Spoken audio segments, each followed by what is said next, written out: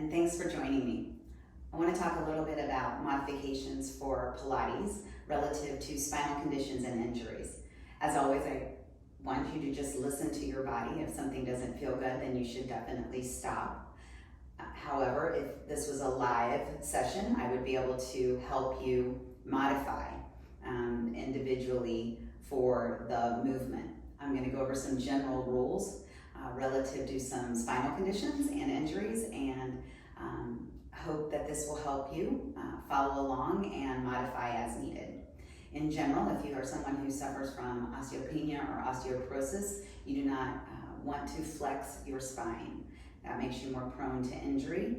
So trying to avoid flexion of the spine, instead trying to stay in a neutral position of your spine, maybe doing a flat back hinge would be an option for you. If you are someone who suffers from any degenerative disc disease, spondylolisthesis, anything in that category, you want to avoid extension of the spine. So that's going in the other direction.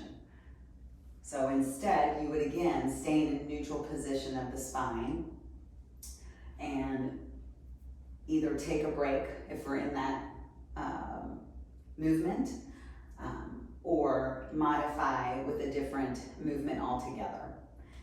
If you're someone who suffers from herniated discs, you want to be very mindful that you keep your spine in a neutral position during the movement practice.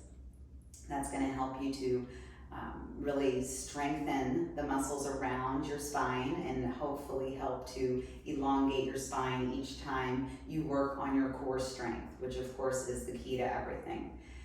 In addition, if you have any injuries in any of your joints, let's say shoulders, hips, knees, ankles, again, you're going to want to make sure that you are modifying the movement accordingly.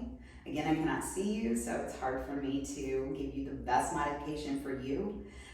But in general, if you are suffering from injuries in any of those joints, you want to make sure that you are mindful of how the movement is making you feel, and stop if at any point you have shooting pain, radiating pain, numbness, or tingling. Those are always your 4 flags.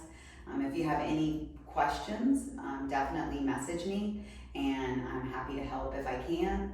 And I hope that you will continue to join me and do the movement that you can as safely as you can. Thank you so much.